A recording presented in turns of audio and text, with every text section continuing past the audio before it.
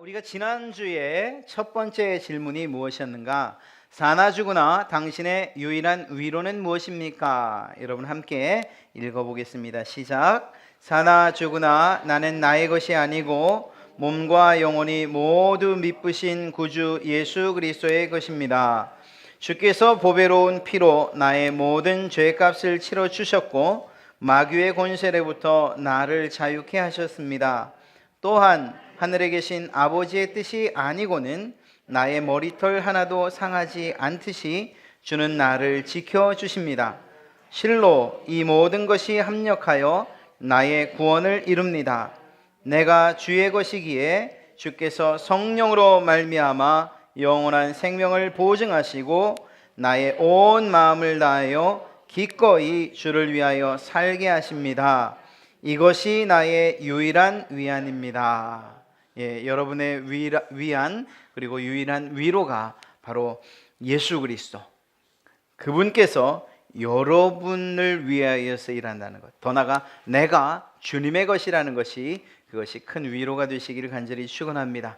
또한 여러분의 위로에는 성부 하나님의 역사와 성자 예수 그리스도의 역사와 성령 하나님의 역사가 함께 담겨 있고, 그 모든 것이 여러분에게 가장 큰 위로가 된다는 사실을 첫 번째 질문에서 이야기하고 있습니다. 두 번째는 무엇이죠? 이러한 기쁜 위안 속에서 살고 죽기 위하여 여러분이 알아야 할 것은 무엇입니까? 시작. 세 가지가 있습니다. 첫째, 나의 죄와 그 비참이 얼마나 심각하며, 둘째, 어떻게 그 죄와 비참에서 벗어나며, 셋째, 어떻게 구원을 주신 하나님께 감사를 드릴 것인가 하는 일입니다. 네, 이것이 서론이에요. 서론과도 같은 것이에요. 이 하이델베르크 요리문답이 어떻게 구성될 것이다 라는 것을 말씀드리는 거죠. 첫 번째는 죄와 비참함에 대해서 저희가 살필 거예요. 그리고 나면 그 문제를 그러면 어떻게 해결해야 되는가 하는 것을 살필 것이고, 마지막으로 구원받은 자는 어떻게 살아야 하는가, 어떤 감사함으로 살아야 하는가를 이제 살펴보게 될 것입니다. 오늘 두 번째 주일 세 가지 질문을 던지는데요, 이 세 가지는 사실은 따로따로 분리될 수 있는 그런 질문은 아닙니다. 이러한 두 번째, 세 번째, 네 번째, 이 네 번째 주일까지를 통해서 우리가 가진 죄와 그 죄의 비참함을 우리는 살피게 될 것입니다. 첫 번째 시간입니다. 여러분, 혹시라도 그 이름은 몰라도, 정확한 명칭은 몰라도 인도에서 행하는 아주 큰 행사 가운데 하나를 아실 겁니다. 그 광경을 뉴스 같은 곳에서 카메라로 비추면 어떤 사람은 목욕을 하고, 어떤 사람은 거기서 두 손을 들고 기도를 하고, 어떤 사람은 물을 마시기도 하고, 이런 일들을 하는 행사, 바로 쿰부 멜라라고 하는 그러한 행사인데요. 쿰부라는 것은 주전자, 항아리 그런 뜻이고요. 멜라는 축제라는 뜻입니다. 자, 이 일이 왜 열리게 됐는가? 이 일은 인도 북부에 있는 알라하바드라는 곳을 중심으로 해서 열리는 축제인데 12년에 한 번마다 열린다고 합니다. 그 유래가 무엇인가 하면, 고대 인도에는 신이 있어요. 영웅적인 신이 있는데 그 신의 이름이 인드라라고 합니다. 근데 이 인드라가 악한 세력과 싸우는 거예요. 싸우는데 왜 싸우냐? 신비의 영약, 죽은 사람도 살리고 또 좋은 악을 쫓아내고 하는 이러한 신비의 영약인 암리타라고 하는 그 신비의 영약이 담긴 주전자를 지키려고 싸웠다는 거예요. 그러다가 어떻게 했냐? 이 네 방울을 흘린 거예요.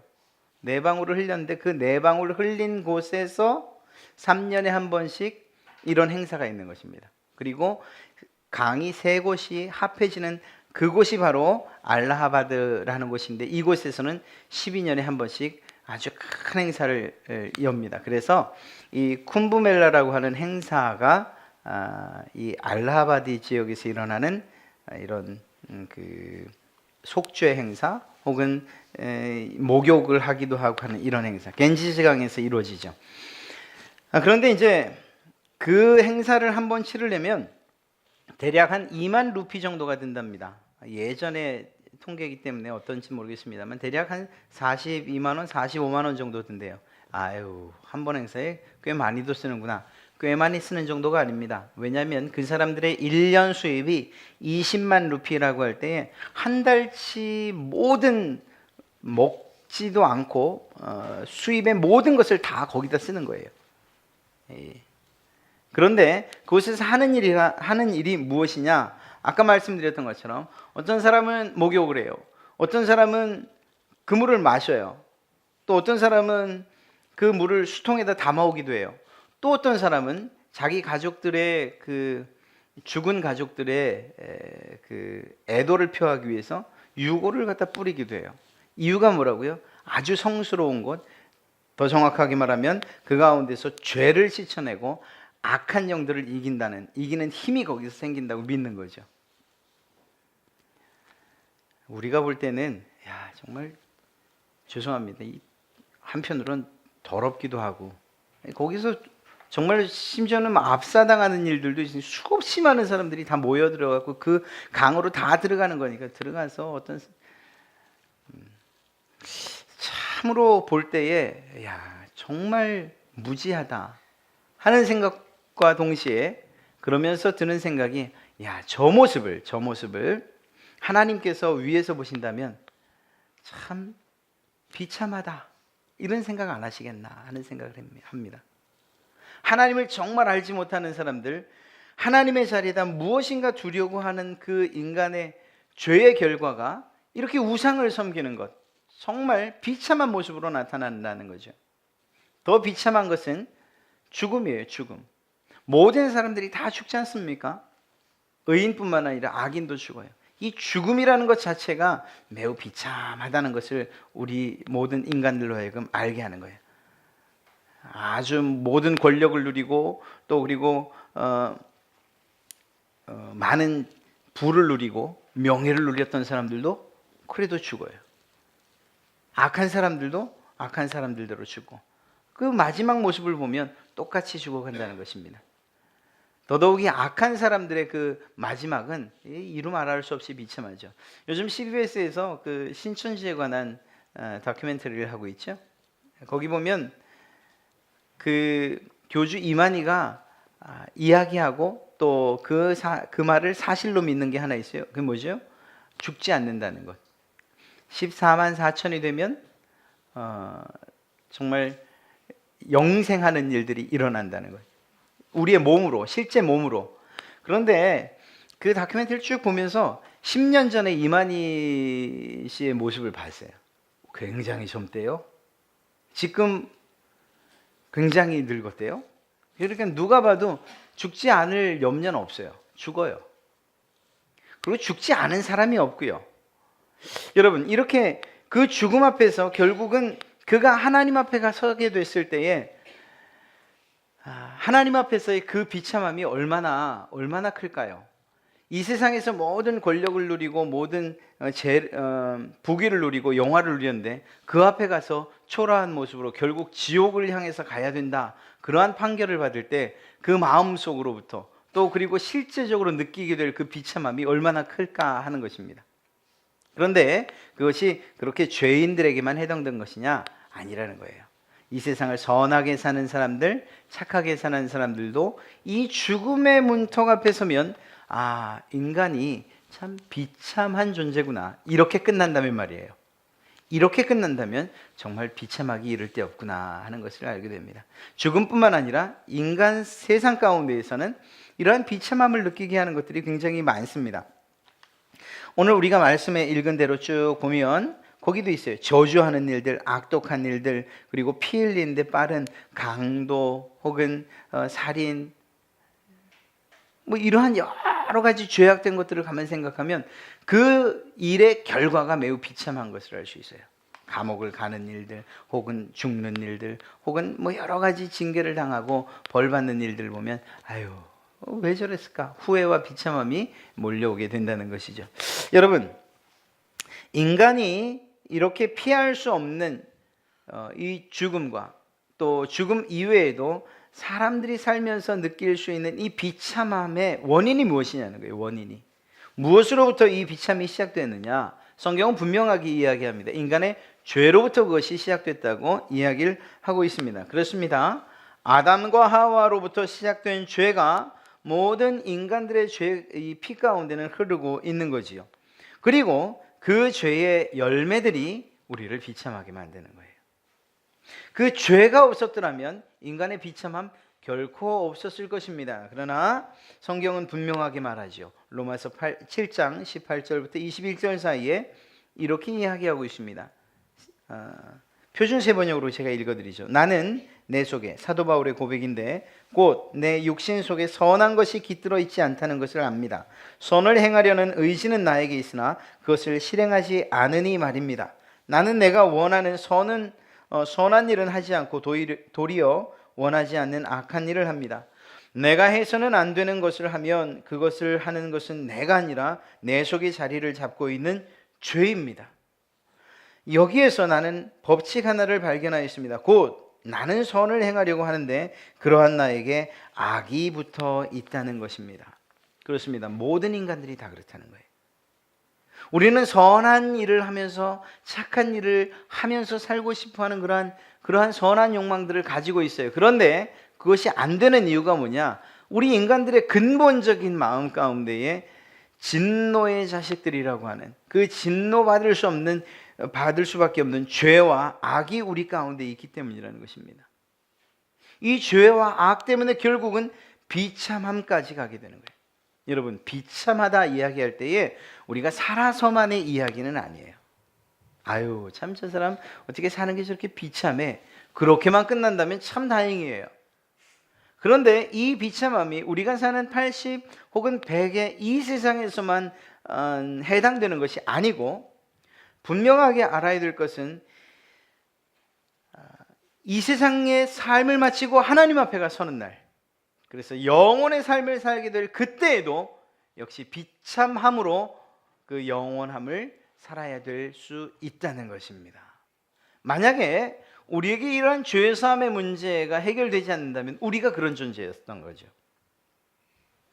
우리가 이러한 죄의 문제를 해결하지 못했더라면 우리야말로 하나님 앞에 가서 우리의 죄에 대한 심판을 선언받고, 그리고 우리가 원하든 원치 않든 우리는 지옥으로 가서 그곳에서 영원토록 비참함을 가지고 살아야 됐을 그러한 존재라는 거예요.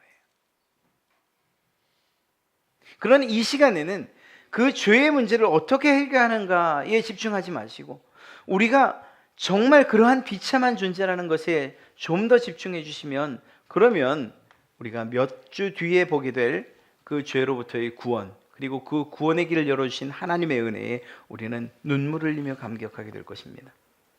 자, 우리에게 정말 다른 길이 없이 이 세상에서도 비참하게 살고, 이 세상을 죽고 나서 하나님 앞에 가서도 그때 받는 그 심판도 우리로서 비참함을 느끼게 될 그러한 심판이라고 하면 도대체 우리가 살아야 될 이유가 무엇이냐? 그때 비로소 하게 되는 이야기, 하나님, 왜 내가 이 세상에 태어났습니까? 왜 나를 이 땅에 태어나게 해서 이 땅에서뿐만 아니라 영원한 삶을 사는 그곳에서도 이렇게 비참한 삶을 살게 하십니까? 차라리 나게 하지 말 것입니다. 욥의 저주스러움이, 욥의 한탄이 바로 이때에 나오는 것 아니겠습니까? 여러분 생각해 보십시오. 그냥 조그만 가시 하나 찔려도, 또 혹은 몸에 상처 입는 것 하나만으로도 며칠, 그리고 또 몇 달을 고생해야 되고, 그 고통 때문에 움직이지 못하고 힘들어하다 보면, 그러면 정말 내가 이렇게 살아야 되는 이런 상황이 되지 않습니까? 그런데 그것을 영원토록 그러한 마음을 가지고 살아야 한다면 그것처럼 안타까운 일이 어딨냐는 것이죠. 자, 이러한 때에 분명하게 성경은 우리를 한 번 더 좌절시키고 있습니다. 오늘 여러분과 제가 읽었던 말씀 가운데 그 말씀이 있어요. 기록된 바 의인은 없나니 하나도 없으며. 여기에서 자유로울 사람이 없다는 거예요. 우리 모두가 의인이 될 수 없고, 의인이 아니라면 결국은 하나님 앞에서 우리가 받을 그 심판의 말은 그 누구나 다 똑같다는 거예요. 그리고 그 말 때문에 우리는 영원한 비참함을 맛보게 될 사람들이라는 거죠. 그런데 여기에서 이러한 죄로 인한 우리가 죄인이라는 사실을 어떻게 알 수 있냐는 거예요. 또 우리가 죄로 인해서 비참한 존재라는 것, 살아서뿐만 아니라 죽어서도 비참한 존재라는 것을 어떻게 알 수 있냐는 거예요. 죄인이라는 것을 어떻게 깨닫게 되냐 하는 거예요. 사실 이것에 대해서 무지하다면 우리는 자유로울 수 있어요. 죄라는 것이, 우리가 죄라는 것을 죄로 인식하지만 못한다면 우리는 적어도 우리가 사는 80년, 100년 동안은 자유롭게 살 수 있어요. 저는 운전을 하면서 종종 이제 벌금을 내게 되잖아요. 얼마 전에도 속도 위반으로 걸렸어요. 광명 그 근처에서. 32,000원이 얼마나 아까운지요. 그래도 그건 제가 어찌됐거나 지키지 않은 신호 때문에 그래요. 그런데 더 아까운 게 뭔가 하면 이 주차 위반이야. 잠깐 들어갔다 나왔는데 딱지 하나 딱 붙어 있으면 정말 원망스러워요. 소명한다고 해서 되는 게 아니잖아요. 옛날엔 그래 본 적도 있어요. 아는 공업사 찾아가서 영수증을 가짜로 떼요. 고장났다. 이거 그래 첨부해서 보내서 한 번인가 두 번은 제 안 냈던 적이 있는데 그럼 매번 그럴 수 없잖아요. 네 차는 맨날 고장나냐 이럴까 봐. 하여튼 어쨌거나 이렇게 주차 때문에 이 벌금이 날라오면 속상해요. 구청으로 가서 따지고 싶어요. 아니 그럴 수도 있지, 사정도 안 받냐, 이런 인정 사정도 피도 눈물도 없는, 이러고 싶어요. 아니 내가 도대체 뭘 잘못한 게 있냐고, 이런 법이 어디 있냐고. 그런데 그런 법이 있어요. 주차 위반 용지를 잘 읽어보면 거기에 도로교통법 제32조와 제33조에 세워서는 안 되는 곳, 그래 딱 명시가 딱 돼 있어요. 요것만 없었더라면 제가 가서 따질 뻔했죠. 요것만 없었더라면. 아니 사람들이 그럴 수도 있는 거지, 이렇게요. 만약에 그런 법이 없었음에도 불구하고 누군가 제 차에다 딱지를 딱 붙여놨으면 저는 팔 걷어붙이고 나가 싸울 겁니다. 어디 법 좀 보시오, 내가 이거 잘못했다는 그 증거를 대보시오, 막 이러고 싸웠을 거예요. 여러분 무슨 말씀인지 아시겠어요? 내가 그 일을 한 것이 잘못이라는 것이 어디에 명시되어 있냐? 법에 명시되어 있어요. 그래서 더 이상 따질 수가 없는 거예요. 그때에 저는 심각한 죄는 아니지만 어쨌거나 벌금을 내야 되는 죄인이 된 거예요. 그 법 때문에. 그것만 없었으면 제가 양심에 꺼리낌도 없이 나는 거기다 차를 세우고 여전히 혹시 누가 딱지 붙으면 여전히 싸우면서 그런 법이 어딨냐고 얘기했을 텐데 말입니다. 만약에 우리에게 이것이 죄입니다, 저것이 죄입니다, 이렇게 말해주는 것이 없었더라면 죄책이나 죄의식뿐만 아니라 우리에게 또 무엇이 없느냐? 비참함도 느끼지 못할 거예요. 죄에 대해서 느끼지 못하니 그것 때문에 우리가 마음속으로 비참하게 우리 스스로에 대해서, 우리가 한 일에 대해서 통탄하면서 난 안 될 놈, 이렇게 얘기하겠냐는 거죠. 그럴 일이 없다는 거예요. 내가 누군가의 물건을 훔쳐도, 누군가를 또 폭행을 했어도, 심지어 누군가를 죽였다 하더라도 그것이 죄라고 말해주는 사람이 없거나 혹은 죄라고 이야기할 만한 어떤 근거가 없다면 우리는 양심의 가책을 느끼거나 죄책감을 느끼거나 그것 때문에 우리 스스로를 비참하게 여기는 일은 없을 것이라는 것입니다. 마찬가지예요. 여러분도 마찬가지고 저도 마찬가지예요. 해서는 안 되는 일들을 했을 때 느껴지는 나 자신에 대한 실망과 후회가 사실은 우리를 비참하게 만들기 때문이죠. 그럼 무엇인가? 기준이 있다는 것입니다. 기준. 만약에 죄가 죄로 느껴지지 않는다면, 그렇다면 결코 그 죄는 여러분이나 저를 비참하게 만들 수 없을 것입니다. 세 번째 질문을 제가 할 때 답을 한번 읽어주시면 감사하겠습니다. 제3문, 어떻게 당신의 비참을 알 수 있습니까? 하나님의 율법이 내게 가르쳐 줍니다. 너무 간단해요. 너무 간단해요. 좀 더 긴 설명이 필요할 줄 알았는데 어떻게 당신의 비참을 알 수 있습니까? 라는 이러한 질문에 하나님의 율법이 그것을 가르쳐주고 있습니다. 이렇게 얘기해요. 어떤 사람은 난 하나님의 율법을 모릅니다 라고 말할지 모릅니다. 그러나 그렇다 하더라도 이미 하나님께서 그 율법을 주셨다는 사실은 무엇이 죄이고 무엇이 죄가 아니라는 사실을 이미 판단할 수 있는 기준을 우리 이 세상에 주셨다는 것을 의미하는 것이죠. 사랑하는 성도 여러분, 로마서 3장 20절 말씀에는 그러므로 율법의 행위로는 그의 앞에서 의롭다 하심을 얻을 육체가 없나니 율법으로는 죄를 깨달음이라 라고 말씀하고 있습니다. 그렇습니다. 하나님께서 우리에게 주신 이 율법을 통해서 우리는 죄가 죄라는 사실을 깨닫게 된다는 것입니다.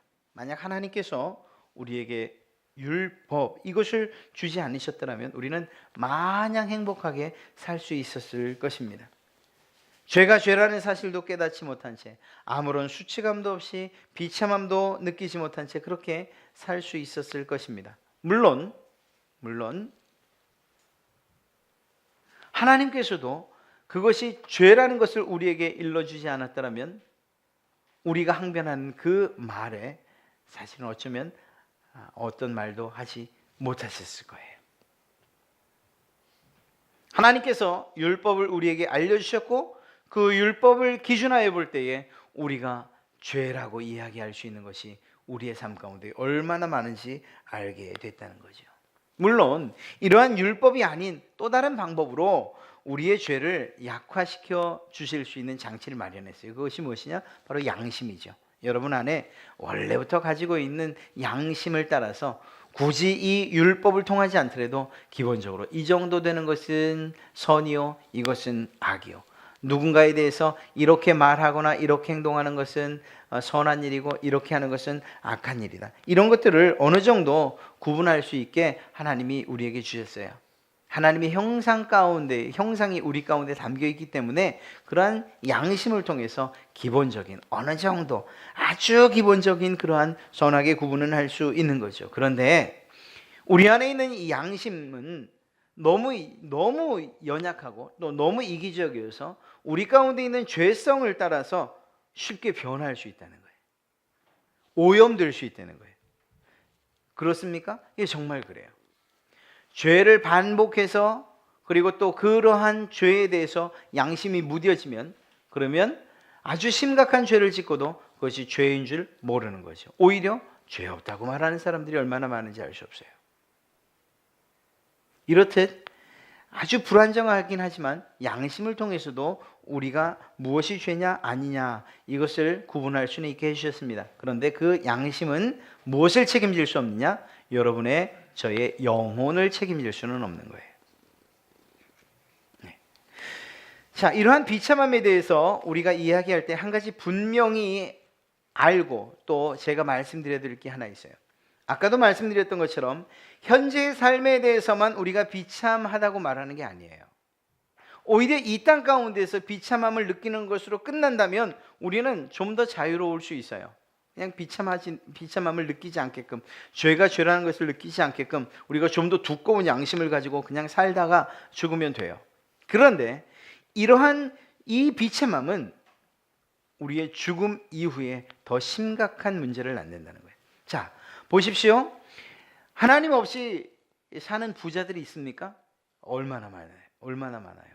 그 사람들 스스로 비참하다고 느낍니까? 혹시 여러분은 그 사람들을 볼 때 비참하다고 말합니까? 우리보다 더 잘 사는데요. 뭐. 더 맛있는 건 많이 먹고 더 많은 것들을 누리는데 비참하면 그러지 못하는 내가 좀 더 비참해 보이죠. 차도 보면 또 집도 보면 크고 또 배기량도 크고 외제차 쫙 타고 다니고 보면 아유 비참한 것들 이렇게 얘기할 수 없어요. 오히려 제가 더 비참해 보이죠. 그런데 그것이 어느 시간 동안 한정되어 있는 거죠? 그분이 살아계신 동안 80년이면 80년, 좋은 약을 드셔서 100년이면 100년, 130년, 한 200년 쳐드릴게요. 200년이면 200년. 그동안에만 비참하지 않은 것처럼 살 수 있다는 거예요. 정말로 하나님 앞에 갔을 때에 그 죄의 문제를 해결하지 못했다면 이미 말씀드린 것처럼 하나님 앞에서 그 죄의 문제에 대해서 분명한 선언을 받게 될 것이고, 그 죄의 결과와 그 책임에 의해서 그는 그 죄의 문제를 해결하지 못했다면 영원한 지옥에서 살아야 되는 거예요. 그때는 비참하다고 말할 수 있겠습니까? 예, 비참한 거죠. 아주 비참한, 정말 끔찍스러운 거죠. 이 땅 가운데에서 우리가 비록 설령 그들보다 좀 더 못한 삶을 살았다 할지라도, 우리의 몸이 좀 건강치 못했다 하더라도, 우리가 많은 것들을 가지지 못했다 하더라도 이 비참한 문제를 해결하고 살 수만 있었다면, 그래서 나중에 하나님 앞에 가 섰을 때에 그들이 가는 길과 다른 길을 갈 수만 있다면, 그러면 잠시 이 땅에서 비참함을 누리고 잠시 이 땅 가운데에서 부족함을 누리는 것이 낫다는 거예요. 그래서 여러분이나 저는 이런 죄와 죄의 비참함을 생각하지 않을 수가 없는 거예요. 이것이 이 땅 가운데서 끝나기만 한다면 우리가 이렇게까지 생각할 건 못 이겠습니까? 그리고 이 자리에 나와 있을 이유도 없어요. 그냥 마음을 차돌같이 단단하게 하셔서, 양심을 굳게 하셔서 밖에 나가서 우리의 양심이 느끼지 못할 만큼 더 많이 죄를 지시면 돼요. 그리고 더 많은 정말 돈을 벌기 위해서 악착같이 일하시면 되고, 그게 죄든 아니든 간에요. 왜? 이 땅 가운데서가 끝이라고 한다면 말입니다. 그런데 그럴 수 없는 이유가 무엇이냐? 끊임없는 죄책, 그것뿐만 아니라 이 땅 가운데서 사는 이 세상이 전부가 아니라는 것을 여러분과 제가 알기 때문인 것이죠.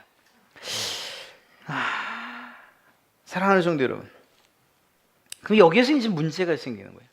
하나님께서 율법을 주셨을 때에 그 율법을 통해서 우리가 과연 무엇을, 어떤 유익을 얻기 위해서 주셨냐는 거예요. 이 법을 통해서 여러분들이 아는 게 뭐죠? 네가 죄인이야 라는 것을 깨닫게 되는 거예요. 너 죄인이지. 이거 여기다 이렇게 딱 기준을 딱 해보면 난 죄인이라는 걸 느낄 수밖에 없는 거예요. 만약에 이렇게 죄인임을 깨닫는 것으로 이 율법의 기능이 끝마쳐진다 라고 한다면, 그렇다면 참 서글픈 거예요. 하나님, 차라리 이런 거 주지 마시지. 차라리 몰랐더라면 내가 이렇게 비참하게 살진 않았을 텐데, 내가 내 스스로 이렇게 죄인이라고 여기며 이렇게 참 눈물을 흘리며 살지 않았을 텐데 왜 내게 이런 것을 주셨나요? 자, 여러분, 병원에서 환자들을 대상으로 매우 고가의 장비를 사용하죠. 옛날에야 뭐 엑스레이면 최고인 줄 알았는데 요즘은 CT 촬영도 하죠. MRI도 하죠. 더 비싼 MRA도 하죠. 뭐 이런 많은, 그리고 고가의 장비들을 이용해서 검사를 해요. 만약에 정직한 병원과 의사라고 가정할 때에, 그때에 이런 장비를 환자들에게 이거 사용해야 됩니다 라고 말할 때 그들이 돈을 벌기 위한 것일까요? 정직하다고 할 때, 정직하다고 할 때. 어떤 데는 돈 벌려고 그런 거 하는 데도 있대요. 그런데 정직하다고 할 때, 정직한 의사가 이 장비를 선생님 꼭 사용해야 됩니다. 이유가 뭐냐고요? 이유가 정확한 진단을 위해서 그런 거예요. 정확한 병을 알기 위해서, 도대체 뭐가 문제고 이것을 어떻게 고쳐야 하고, 그 문제를 해결하기 위해서 아무리 고가라 하더라도 이거 써야 된다는 거죠. 그건 아니겠습니까? 사랑하는 성도 여러분, 정확한 진단을 통해서 병을 치료하고자 하는 이유에서 검사를 하자고 이야기하는 거예요. 만약 하나님께서 우리의 상태를 율법이라는 도구를 통해서 정확히 진단할 수 있도록 하지 않으셨다면, 그러면 우리는 어떤 문제를 가지고 있느냐? 그저 우리가 잘 사는 줄, 아무 병도 없는 줄, 아무 문제도 없는 줄 알고 그렇게 살다가 우리의 인생을 마치게 될 것이라는 것이죠. 그리고 하나님의 공의 심판대 앞에 서게 될 것이라는 거예요. 하나님은 이러한 율법을 통해서 아담과 하와 이후에 죄로 병든 모든 인간들의 실체, 죄의 모습을 볼 수 있도록 해 주셨다는 것입니다. 말씀을 통해서 말이에요. 이 율법을 통해서. 여러분, 정확한 진단은 정확한 해결의 방법을 제공하는 거예요. 죄로 인한 우리의 비참함을 이러한 율법을 통해서 깨닫게 하신 이유가 무엇이냐? 넌 죄인이야, 넌 죄인이지, 그러니 죽어야 돼, 이렇게 우리를 협박하시기 위한 게 아니에요. 그냥 죄책 가운데 그냥 억눌려서 평생을 살다가 그렇게 죽어가게 하기 위한 것이 아니라는 것입니다. 우리에게 이러한 율법을 통해서 죄가 죄라는 사실을 알게 하시는 이유가 무엇이냐? 그것은 우리가 우리의 참된 모습을 발견하고 그때 비로소 그러면 이 문제를 어떻게 해결해야 됩니까? 이 비참함으로부터 벗어나기 위해서는, 이 죄의 문제를 해결하기 위해서는 어떻게 해야 됩니까? 하는 그 열망이 생기기를 원하시는 거지요. 그리고 더 나아가서 그 문제를 해결해 주시고자 하시는 하나님의 뜻이, 계획이 담겨 있기 때문인 것입니다. 만약에 누군가가 이것을 통해서 내가 죄인이라는 사실을 깨닫는 것으로만 끝난다면 그건 이 율법을 주신 하나님의 참 뜻을 모르는 거예요.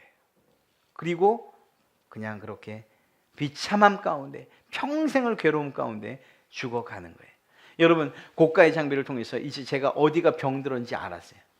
그리고 나서 끝났어요. 그냥 그렇게 사는 거예요. 이게 무슨 의미가 있습니까?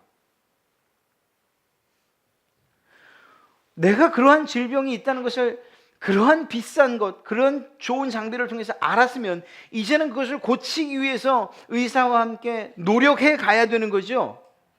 의사가 네, 이제 진료를 마치겠습니다, 그렇게 얘기한다면 그런 의사가 어디 있어요? 이제 병이신 거 알았죠? 이제 죽음을 맞이하세요. 이거 도대체 돈을 쓴 것, 좋은 장비를 사용한 의미가 도대체 뭐예요? 성경을 통해서, 율법을 통해서 우리가 죄인이라는 것을, 우리가 또한 그 죄의 비참함 때문에 이 세상뿐만 아니라 영원한 세상에서도 어찌할 바 모르는 그러한 자라는 것을 아는 것으로 끝난다면 그건 아무런 의미가 없다는 거예요. 그래서 우리는 앞으로 몇 주간 더 이 죄의 문제와 비참함의 문제를 생각한 이후에 두 번째 무엇이라고요? 이 문제를 그러면 어떻게 해결해야 될 것인가 하는 이것을 다룰 수밖에 없는 것입니다. 두 번째 질문 한번 같이 읽어보겠습니다. 두 번째입니다. 제가 읽을 때 여러분들이 답해 주십시오. 하나님의 율법이 여러분에게 요구하는 것은 무엇입니까? 그리스도께서 마태복음 22장에서 요약하여 가르쳐 주십니다. 내 마음을 다하고 목숨을 다하고 뜻을 다하고 힘을 다하여 주 너의 하나님을 사랑하라. 이것이 크고 첫째 되는 계명이요 둘째는 그와 같으니 내 이웃을 내 몸과 같이 사랑하라 하셨으니 이 두 계명이 온 율법과 선지자의 강령이니라. 아멘. 하나님께서 율법을 주셨을 때, 그리고 그 율법의 뚜껑을 열었을 때 모든 인간이 질려요. 아니 이렇게 613가지나 되는 계명을 어떻게 지킨단 말이냐. 그리고 그 가운데 한 가지라도 범하면, 612가지를 지키고 마지막 하나를 범하면 모든 것을 모든 율법, 지켰던 율법이 무효가 된다고 하니 이거 어떻게 지킬 수 있냐, 이런 절망감을 느끼죠. 그러다가 주님께서 우리에게 주시는 계명을 딱 읽으면 왠지 위안이 돼요. 아유, 이 613가지보단 2가지가 훨씬 낫지, 이 정도쯤은 좀 지켜볼 수 있지 않을까. 그런데 그것이 우리의 매우 큰 착각이라는 것을 아십니까? 예수님께서 율법을 폐하러 오지 않았다, 율법을 오히려 완성시키러 왔다라고 하신 그 의미를 우리가 정말 깊이 생각해야 돼요. 예수님께서 야 이제 613가지 다 필요 없어, 이 2가지만 해, 이렇게 말씀하신 게 아니에요. 그 말씀은 맞지만 이 2가지만 해라고 하는 이 말씀에, 이 명령에는 613가지와는 비교할 수 없는 더 큰, 그리고 더 엄격한 기준이 적용되고 있다는 것입니다. 자, 모세율법에는 증인이 몇 명이 필요하죠? 최소 2명이 필요하고요, 3명 이상 필요해요. 예수님께서 여러분에게 주신 법, 그 법에는 증인이 몇 명 필요하죠? 1명도 필요 없어요. 우리의 마음으로 짓는 죄, 첫째 누가 합니까? 내가 알아요. 누가 합니까? 하나님이 알아요. 혹여 그것을 사람들 없는 데서라고 해서 중얼거렸다면 천지 만물이 다 알아요. 이 모든 이들이 다 증인이 되는 거예요. 하나님이 처음 주셨던 이 모세의 율법과는 비교할 수 없을 정도로 더욱 엄격한 법을 우리에게 주셨다는 거예요. 그러면 더 큰 문제는, 그러면 도대체 이 율법을 통해서 구원받을 수 있단 말입니까? 세 번째 질문입니다. 제5문, 당신은 그 모든 계명을 완전히 지킬 수 있습니까? 아닙니다. 나는 하나님과 내 이웃을 미워하는 본성을 가지고 있습니다. 대체 어떻게 하란 말입니까? 그래서 여러분이 이 말이 나와요. 그러면 대체 어떻게 하란 말입니까? 대체 어떻게 하란 말이에요? 613가지 율법을 가지고서도 죄를 깨달을 뿐 그것으로 구원받지 못한다고 말하고, 그러면 예수님이 그 율법을 좀 약화시켜 주셨느냐? 아니라고. 더 엄격하게 우리에게 주셨다고. 더 엄격한 기준으로 살아갈 것을 우리에게 명령하셨다고. 그래서 마지막 다섯 번째 질문, 계명을 완전히 지킬 수 있냐? 지킬 수 없습니다. 그래서 그러면 우리 어떻게 하라고요? 어떻게 하면 이 문제를, 이 죄와 죄의 비참함의 문제를 해결할 수 있단 말입니까? 여러분, 다음 한 주간 이거 가지고 고민하셔야 돼요. 어떻게 이 문제를 해결할 수 있단 말입니까? 여러분, 기도하시다가 내가 죄인입니다 라고 할 때에, 정말 어떤 때에 정말 폭포수처럼 눈물이 흐르지 않습니까? 주체할 수 없게 눈물이 흐르지 않습니까? 이미 우리는 해답을 알고 있어요. 그래서 그 눈물의 의미가, 하나님, 난 죄인입니다. 그런데 이 죄를 하나님께서 해결할 수 있는 방법을 내게 주셨군요. 감격스럽고 감사해서 흘리는 눈물일 수 있어요. 그런데 만약에 그러한 길을 우리가 알지 못한다고 할 때에 우리가 흘리는 눈물은, 이거는 애통의 눈물이에요. 정말 간절함의 눈물. 그러면 어떻게 해야 됩니까? 그러면 하나님이 주신 율법을 통해서도, 그 율법의 그런 완성체라고 하는 주님께서 주신 두 계명을 통해서도 우리가 그것을 지킬 수 없다라고 그렇게 말하고 있다면, 그렇게 말할 수밖에 없다면 우리는 그러면 어떻게 해야 됩니까? 이렇게 살면서도 비참함, 죽어서도 비참함을 알면서도 살아야 됩니까? 이거 어떻게 해결하면 좋습니까? 사랑하는 성도 여러분, 성경이 여러분과 저에게 무엇이라고 말씀하고 계십니까? 너희는 본성적으로 죄의 자녀요, 본질적으로 진노의 자식이라고 이렇게 이야기하고 있어요. 하나님의 진노를 피할 수 없는 죄의 자녀들이라고 이야기할 수 있어요. 사랑하는 성도 여러분, 그것이 여러분에게 마음속으로부터 깊이 느껴지십니까? 제가 장담하건대 여러분이 이러한 진노를 피할 수 없는 죄의 자녀입니다라는 이 사실에 대해서 여러분이 깨닫는 그 깊이만큼, 깨닫는 넓이만큼, 깨닫는 높이만큼 하나님의 은혜로 가득 채워질 줄로 믿습니다. 그런 면에서 우리는 이 부분에 있어 심각한 우리 스스로의 인식이 있어야 돼요. 그런 면에서 많은 분들이 요즘의 그러한 신앙과 믿음에 대해서 우려하시고 있는 거예요. 심지어는 정말 좋은 구원의 도구요, 또한 방법이었던 어떤 단체의 전도 책자를 가지고서도 이야기하는 바가 그거예요. 아니, 단 30분을 그거를 읽어주고 그 영접 기도를 따라하게 하는 것으로서 그가 구원받았다고 말할 수 있느냐, 이렇게 얘기하는 거예요. 하나님께서 구원받게 하시면 당연하지요. 구원받을 수 있죠. 그러나 이러한 부분에 있어서 우리가 한 번쯤은 더 질문을 던져봐야 되는 거예요.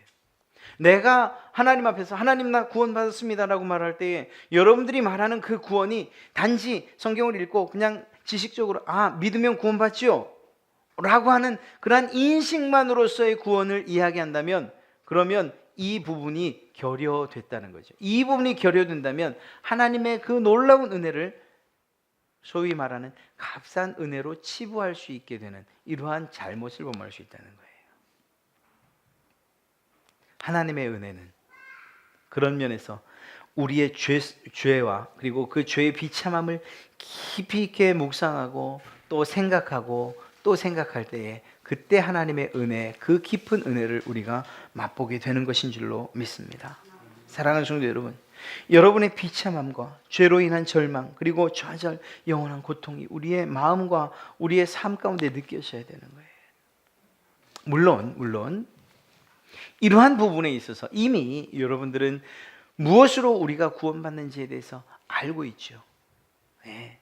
어떻게 구원받는지도 알고 있고 이 문제가 해결되려면 어떻게 무엇으로 해결되는지 알고 있죠. 그렇다 하더라도 날마다 주님의 십자가 앞에서 우리의 모습을 되돌아보는 이 일은 있어야 된다는 것입니다. 그때 비로소 주님께서 우리를 위해서 행하신 모든 일들에 감사함이 나오는 거예요. 예수님의 고난을 우리가 깊이 있게 묵상하는 고난 주간으로 보내고 있어요. 제가 내일 모레 다시 한번 새벽을 통해서 언급하겠지만 예수 그리스도 주님께서 당하신 몸의 고난 혹은 그분이 당하신 그 아픔만을 가지고서 우리가 눈물을 흘린다면 이거 조금 생각해야 될 눈물이에요. 아닙니다.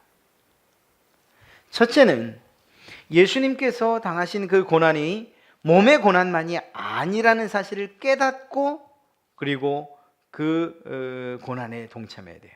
즉 다시 말해서 예수님은 몸의 고난뿐만 아니라 오히려 더 놀라운 고난, 더 심각하고 아픈 고난, 즉 아버지께로부터 버림받는 그러한 고난을 당하셨어요.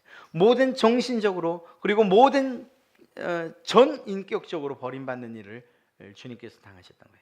몸의 고난보다 더 심각한 고난을 말입니다. 그리고 두 번째는 무엇인가 하면 주님의 고난을 통해서 우리가 구원받을 수 있었다는 사실, 우리의 구원을 위해서 주님이 십자가에 달렸다는 사실을 생각할 때 그때 우리에게 느껴지는 그러한 감사함과 또한 고마움으로 흘리는 그러한 눈물이어야 된다는 것이죠. 만약에 단지 주님께서 아프셨겠구나, 단지 그러한 것이라면 어떤 사람들처럼 지금도 여전히 실제로 만들어진 관을 쓰면서 피를 흘리면서 예수님의 고난에 동참합니다. 십자가를 지고 또 때로는 실제로 자기의 몸에 못을 치게 하면서 그렇게 예수님의 고난에 동참한다고 말하는 사람들의 우를 우리도 범할 수 있는 거예요. 주님께서 원하시는 것이 그게 아니잖아요.